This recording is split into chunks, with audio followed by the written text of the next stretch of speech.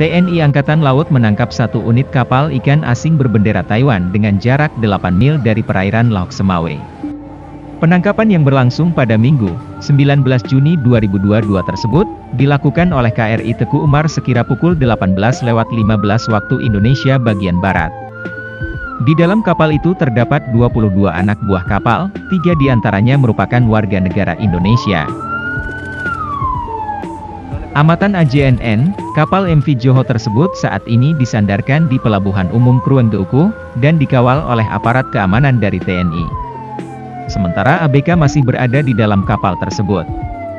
Komandan Lanal Laok Semawe, Kolonel Marinir Dian Suryansyah mengatakan, usai penangkapan tersebut dilakukan, pihak KRI Teguh Umar menyerahkan kapal itu ke pihaknya agar ditindaklanjuti untuk diproses hukum.